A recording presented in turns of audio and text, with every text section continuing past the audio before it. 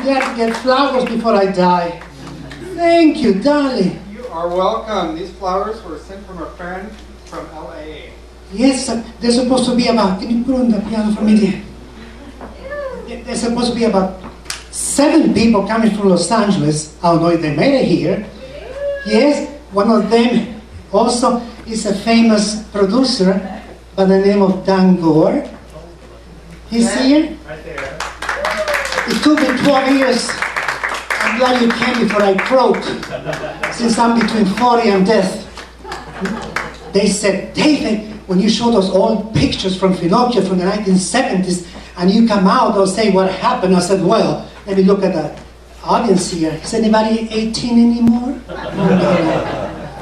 Well, I keep showing this because they say, when you wear a gown, please show your legs so they know you got legs. Still, Mrs. Finocchio to say, don't show too many legs. We want the legs to be shown not by the singers, but by the Yvettes. The Yvettes were the chorus line. So she wanted us to be gowned and not to show too much legs. I said, well, now I better do it. Well, I still got them. This is interesting. This gown you see here used to belong to the great MC from Finocchio's by the name of Carol Wallace, who I will be speaking about later in the show. It's a 1950s vintage, and people who seen it, who know about embroidery and sequins, they tell me it's okay, otherwise I think we're on fire. It's okay, guys, no more smoke. They said, anyway, I inherited this, and it's very strange because I'm doing a tribute to Carol too, in the show today, and last month I got an email from somebody saying that this gown was stored in the East Coast for 25 years. If I wanted to have it, so sure. So I'm sure Carol Wallace pulled some strings, and I think it was made, according to what I heard, by either Lana Turner's or Hedy Lamar's costumers from MGM, because Carol used to have the knowledge of those people in Hollywood when he was young. Anyway, I showed that tribute to my mom because without her, there would be no David Alba. And when she passed away, 50% of me died. And people keep saying to me, go on. I say, I do go on. But there's an old saying in the theater that when you are in pain and you go on stage and the lights hit you, the pain goes away. It's a stinking lie. But anyway, she used to always be in front, watching me perform. And she was part of the Finocchio Memoirs because I used to own a very well-known hair salon called Ari the Hairstylist, and she was my secretary after she retired from teaching in Chicago. And one day, this ties the story, I was working, I used to work at night at Finocchio's and do hair in the daytime and makeup. My mother says, Ari, that's my real name, H-E-R-I, Ari, you know who's on the phone? Mrs. Finocchio. I said, Mrs. Finocchio called me at the shop. She wants to come with Joe Finocchio to see you. I said, really? Because she always used to call at night and say, can you come tonight? So about an hour later, a black car pulls up in front of the shop, and here comes Joseph and E. Finocchio. And Joseph, I can just see him. I wish we had taken some photographs. He would go from each hair dryer. Hello, hello. This is the way he spoke. I am Joe Finocchio, the owner of Finocchio Club. I'm happy to meet you. When you give me your name, if you want to come to my show, you can come in for free. You tell you're David Alba's customer. Of course, while he's doing that talk, Miss Finocchio, which I cannot impersonate her voice, she would come. She stood next to me here. She said, keep going, David. Do the hair. I just wanted to tell you, Carol is sick this week. Can you do the MC job? I knew about the MC job forever. I was there working all the time, so she made a big deal. So remember, you have to do the lights and the sound and the introductions and memorize this and memorize that. But keep doing hair, but listen to me. So I'm doing hair, and she's trying to be polite and watching her. Anyway, my mother was involved there. Then later on, the great Laverne Cummings had to do a new song, and he couldn't make it to the wonderful pianist and arranger, Bill Bullard, who lived in Oakland. And my mother had a piano, the one she was playing here. And Bill Bullard came to my mom's house, and Laverne came, and they rehearsed a song.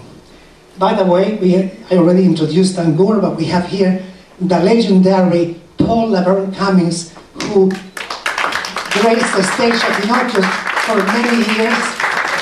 And next to him, one of the finest ventriloquists that Finocchio ever had, and anywhere in the 20th century, Kenny Stewart, who was very kind to help me with some of these videos. Well, I gave you a little story. I better change because Kenny Kurt used to say, don't stand on the stage for more than 10 or 15 minutes with the same costume. Get up and change. So I better change because we haven't got a budget to have boys dancing. You just have to listen to some pre-recorded music, which, by the way, most of the songs were recorded in a studio in Burlingame with Bill Bullard playing the piano. The one I sang, Quanto Lo Siento, that was recorded by a dear friend of mine by the name of Linda LeBlanche. But these are original songs I sang at Finocchio's. I hope, if I make a mistake, since there's no way to take takes like TV, I haven't sang them since 1975, 89, so I hope I remember the lyrics. I need change now, I'll be back. Oh, you see, I had a senior moment. You see, this video you're going to see, otherwise it makes no sense to you. My friend Paul Reiner, my longtime partner, was friendly with Mrs. Finocchio, and she's never allowed movies, cameras, or video cameras at a club. But she wanted the club, some photos taken of the entertainers. In those days were lean times for us. We didn't have the money to buy a fancy video camera. This was in the 70s, before some of you were born. Now, we had a Super 8 camera, silent film. So he took it at Finocchio's and filmed most of the sequences. We were able to find a soundtrack recording of Laverne Cummings singing "Here's That Rainy Day" from a studio, and Carol Wallace announcing him. So that's real. The rest was superimposed sound we had to put later on. So this is what you're going to see, but some of the people, most of the people in this film have passed on. So it is a relic. And I hate to do a show about so morbid, but if I don't take care of my old friends from Finocchio's, who will? So this is a tribute to them.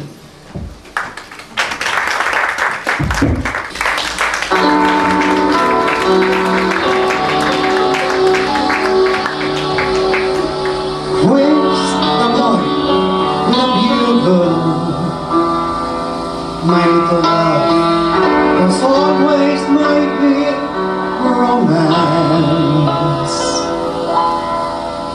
Where's the boy with a bugle? And why did I ever buy him those damn long pants? Did he need a stronger hand? Did he need a lighter touch?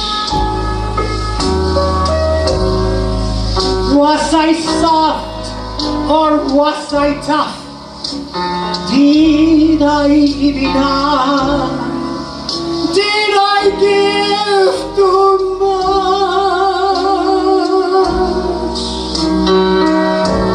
At the moment when he needed me, did I ever turn away? But I needed when he called, if he walked into my life today.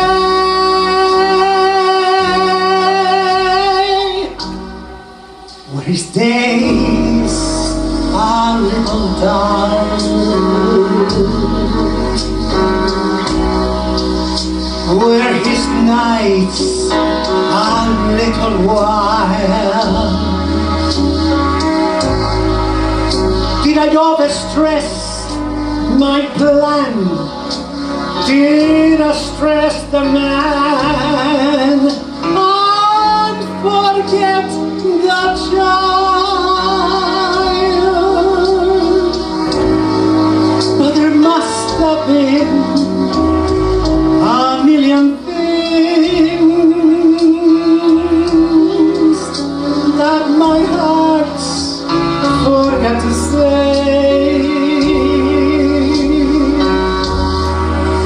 But I'd be there when he called, if he walked into my life today.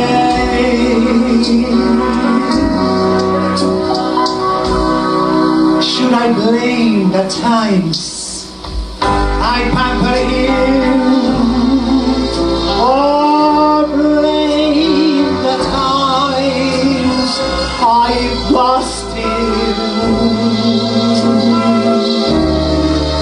What a shame, I never really found that boy before I lost him. Were the years a little fast?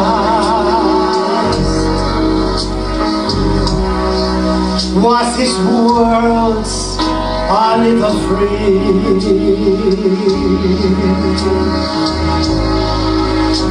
Was there too much of a crowd, all too lush and loud, and not enough of me?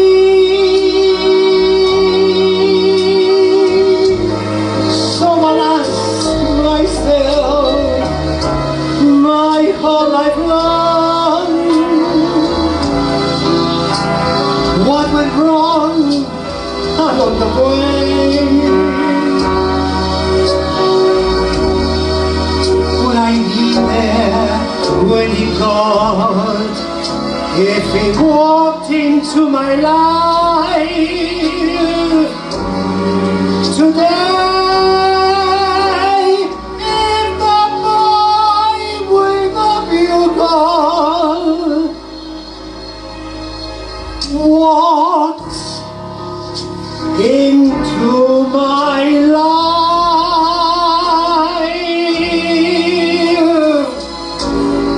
today.